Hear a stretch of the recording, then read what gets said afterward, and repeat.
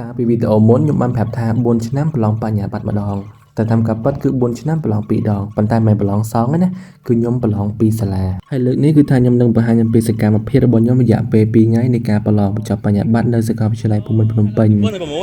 និយាយទៅជីវិតជានិស្សិតគឺវាអត់មានអីលើសកាលពីរៀនហើយនឹងប្រឡងទេហើយការប្រឡងជាទូទៅគឺមានបិចមានបន្ទាត់អីធម្មតាកាលពីទៅប្រឡងនៅបែទីគឺខ្ញុំផ្ញើគេទិញបិចទិញបន្ទាត់ដោយសារខ្ញុំបានត្រៀមទិញតែពេលដល់ប្រឡងភូមិន្ទគឺខ្ញុំបានមានបិចមានបន្ទាត់ពីបែទីមកប៉ុន្តែខ្ញុំខ្វះកាសshowដោយសារតែនៅថ្ងៃទី1មុខវិជ្ជាទី1ហ្នឹងគឺគេតម្រូវយើងប្រើកាសshowហើយកាសshowដែលខ្ញុំទិញហ្នឹងគឺ5000រៀលទេតម្លៃសមរម្យគឺពណ៌លឿងនេះប៉ុន្តែខ្ញុំសូមឲ្យ feedback មួយគឺវេទនាចុចសាហាវលើកក្រោយបើសិនទិញមិនបាច់ប្រើហ្នឹងទេគឺវាយូរខ្លាំងមែនតើហើយខិតតែកាត់លេខខុសទៀតហើយឥឡូវនេះគឺយើងមុនពេលដែលយើងទៅប្រឡងមុខវិជ្ជាទី1ហ្នឹងគឺយើងមកសួរនិស្សិតជាពិសេសសិស្សសំណាក់គ្រូ SE ថាតើភ័យអត់ពេលប្រឡងម៉ោង SE ហ្នឹង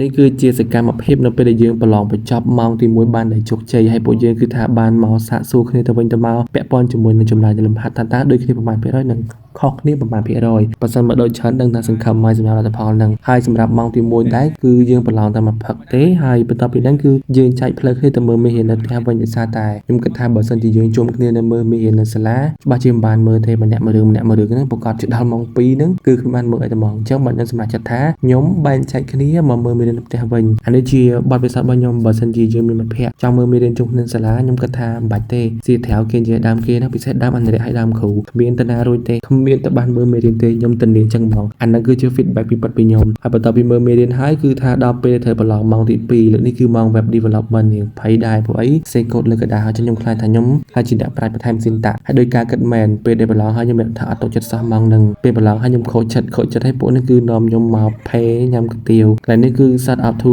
ច័ន្ទសីហាដែលគាត់បានផេកាទៀវមួយចាននៅពេលល្ងាចបន្ទាប់ពីផេកាទៀវហើយគឺថារៀងធូរចិត្តដែរមកវិញហ្នឹងទិញនំថែមទិញទឹកថែមទៀតដេករងចាំលទ្ធផលគ្រប់យ៉ាងសង្ឃឹមថាលទ្ធផលចេញមកល្អគួរសមចុះហើយនេះគឺជាថ្ងៃចុងក្រោយមុខវិជ្ជាចុងក្រោយដែលខ្ញុំបានមកប្រឡងគឺមុខវិជ្ជា MS មុខវិជ្ជានេះគឺជាមុខវិជ្ជាទ្រឹស្ដីសុទ្ធដែលសំណួរចេញមកគឺល្ងិតមុខឆឹងដែរដោយសារតែវាជាសំណួរដែលបើកទលាយខ្លាំងមែនតើហើយមិនដឹងថាឆ្លើយយ៉ាងម៉េចត្រូវទេប៉ុន្តែខ្ញុំសរសេរបានឆន់ខ្លាំងមែនតើតាមដឹងថាឬខុសហើយហ្នឹងគឺមានតែចាំអត់មើលនៅពេលដែលចេញលទ្ធផលទៀតហើយនេះគឺជាសកម្មភាពដែលពួកយើងបានចេញពីប្រឡងហើយគឺទៅបណ្ណាល័យបន្តទៀតនៅក្នុងបណ្ណាល័យរបស់ភូមិន្ទនេះផងដែរគឺនៅពេលដែលយើងចូលទៅគឺគេតម្រូវឲ្យយើងរើសក្របឃ្លីខាងស្រីម្ខាងខាងប្រុសម្ខាងដើម្បីគេរាប់ចំនួននៅពេលយើងចូលអញ្ចឹងណា